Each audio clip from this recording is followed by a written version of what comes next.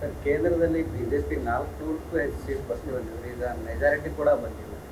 ಹೇಳಿದ ಅದೇ ಅದ್ರ ಬಗ್ಗೆ ಸಾಕಷ್ಟು ಮುಂಚೆನೇ ಹೇಳಿದ್ರಲ್ಲ. ಯೂಟ್ಯೂಬ್ದಲ್ಲಿರೋ ಎಕ್ಸ್ಪರ್ಟ್ಸ್ ಎಲ್ಲಾನು ಹೇಳಿದ್ರಿ, ಎಲ್ಲ ಸುಳ್ಳು, ಯಾವುದೋ ಒತ್ತಡದಲ್ಲಿ ಮಾಡ್ತಂತ ಹೇಳಿದ್ರು. ಅದ್ರ ಅದು ನಿಜ ಆಗಿದೆ. ಈಗ ಅವ್ರ ತಮ್ಮ ಏನಂತ ಅವ್ರಿಗಿರುವಂಥ ಒಂದು ಇಂಪಾರ್ಟೆನ್ಸ್ ಅವರೇ ಕಳ್ಕೊಂಡಾರ. ಸುಮ್ಮನೆ ತೋರಿಸಿ ಇನ್ನು ಮುಂದೆ ಇವ್ರು ಏನು ತೋರಿಸಿದ್ರು ಜನ ಸುಳ್ಳು ಅಂತ ಪ್ರಿಡಿಕ್ಟ್ ಮಾಡ್ತಾರೆ. ನೋಡೋಣ, ಅವತ್ತಿ ಮುಗಿದೋಯ್ತು. ರಿಯಲ್ ರಿಸಲ್ಟ್ ಕೇಂದ್ರದಲ್ಲಿ ಮತ್ತೆ ಸಮ್ಮಿಶ್ರ ಸರ್ಕಾರ ಬರ್ತದೆ. ನೋಡ್ಬೇಕು, ಇನ್ನೊಂದು 2 ವರ್ಷದಲ್ಲಿ ಗೊತ್ತಾಗುತ್ತೆ. ಇನ್ನೂ ಗೊತ್ತಾಗಲ್ಲ. ರಾಜ್ಯದಲ್ಲಿ ನಿಮ್ಮ ಲೆಕ್ಕಾಚಾರನೇ ಬೇರೆ ಆಗಿದೆ. ಸುಮಾರು 14ರಿಂದ 18ರವರೆಗೂ ಹೋಗ್ಬೋದು, 17ರವರೆಗೂ ಹೋಗ್ಬೋದು ಅನ್ನೋ ಲೆಕ್ಕಾಚಾರ. ಏನ್ ಸರ್ ಈಗ ಏಕಾಏಕಿ 9ಕ್ಕೆ ಬಂದಿತ್ತು?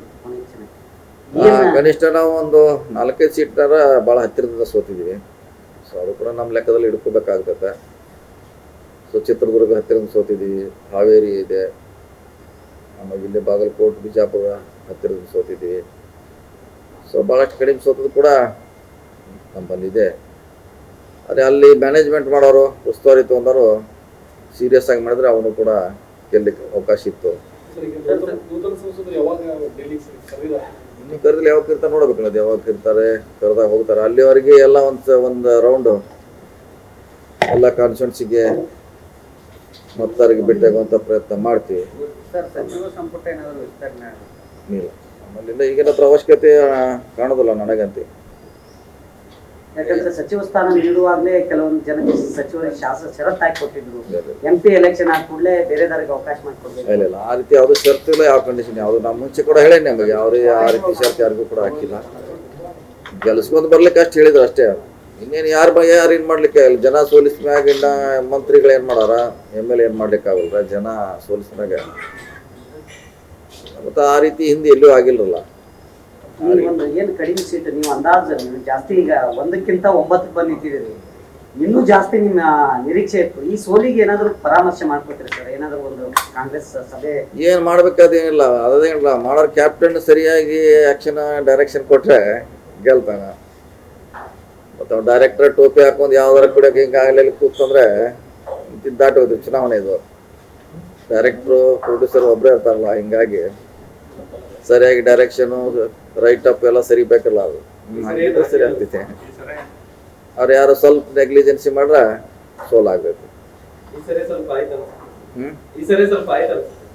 ನೆಗ್ಲಿಜೆನ್ಸ್ ಆಗಿದೆ ಕೆಲವು ಕಡೆ. ಓವರ್ ಕಾನ್ಫಿಡೆಂಟ್ ನಾವು ಗೆಲ್ತೀವಿ ಅಂದ್ರೆ ಅವ್ರವ್ರ ಕಾನ್ಸ್ಟಿಟ್ಯೂನ್ಸಿಲೇ 30,000 ಮೈನಸ್ ಆಗೈತೆ.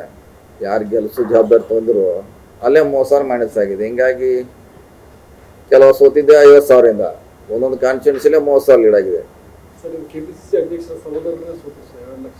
ಏನ್ ಮಾಡ್ಲಿಕ್ಕೆ, ಜನ ತೀರ್ಪಿನ ಮುಂದೆ ಯಾರು ಏನ್ ಮಾಡ್ಲಿಕ್ಕೆ ಆಗೋಲ್ಲ. ಜನನ ಒಂದ್ಸಲ ಸೋಲಿಸ್ಬೇಕು, ನಮ್ಮನ್ನ ಸೋಲಿಸ್ಬೇಕಂತ ಭಾಳ ಮಂದಿ ಓಡಾಡ್ರು. ಜನ ನಮ್ಮನ್ನ ಗೆಲ್ಸ್ಬೇಕಂತ ಓಡಾಡ್ರು. ಏನ್ ಮಾಡ್ಲಿಕ್ಕೆ ಆಗೋಲ್ಲ. ಅದು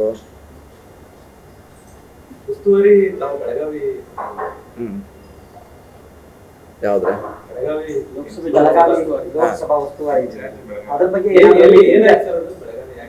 ಹೇಳಿಲ್ಲ. ಈಗಾಗಲೇ ಅದು ಅಸೆಸ್ ಮಾಡಬೇಕಾಗುತ್ತೆ. ಚುನಾವಣೆ ಅಂದ್ರೆ ಅಸೆಸ್ ಮಾಡ್ಬೇಕು. ಫಸ್ಟ್ ನೀವು ಎಲ್ಲ ತಿಳ್ಕೋಬೇಕು.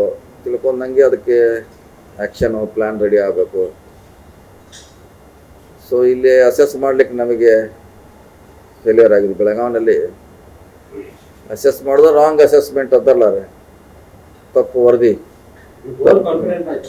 ವರದಿಯಿಂದ ಆ್ಯಕ್ಷನ್ ಬೇರೆ. ನಾವು ಏನು ವರದಿ ಕೊಡ್ತಾನೆ ಹಂಗೆ ಆ್ಯಕ್ಷನ್ ಆಗಿಬಿಡುತ್ತೆ. ಹಂಗೆ ನಮ್ಮ ಬೆಳಗಾವಿಯಲ್ಲಿ ಅಸೆಸ್ ಮಾಡ್ಲಿಕ್ಕೆ ಆಗಿಲ್ಲ. ಯಾವುದು ಏನು ಈಗ ಆಗತ್ತೆ ಅದೆಲ್ಲ ಟೋಟ್ಲಿ ಫೇಲ್ಯೂರ್ ಆಗಿದೆ. ನಾವು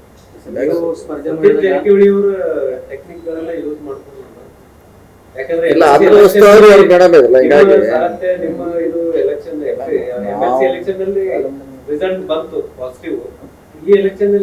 ಇಲ್ಲ, ನಮ್ಮವ್ರಿಗೆಲ್ಲ ಪ್ರಾಮಾಣಿಕವಾಗಿ ಕೆಲಸ ಮಾಡಿದಾರ. ನಮ್ಮ ಟೀಮ್ ಕೂಡ ಅವ್ರಿಗೆ ಹ್ಯಾಂಡ್ ಓವರ್ ಮಾಡಿದ್ದೀವಿ. ಎಲ್ಲ ಕಡೆ MLAಗಳು ಕೂಡ ಮಾಡುವಂಥ ಪ್ರಯತ್ನ ಮಾಡಿದ್ದಾರೆ. ಅದೇ ಒಂದೇ ಚುನಾವಣೆ ಅಂದರೆ ಒಂದೇ ಒಂದು ನಮ್ಮದು ಯಾವುದೋ ಒಂದೇ ಡಿಸಿಷನಲ್ಲಿ ಕೂಡ ರಾಂಗ್ ಆದರೆ ಸೋಲಿಕ್ಕೆ ಕಾರಣ ಆಗ್ತದೆ.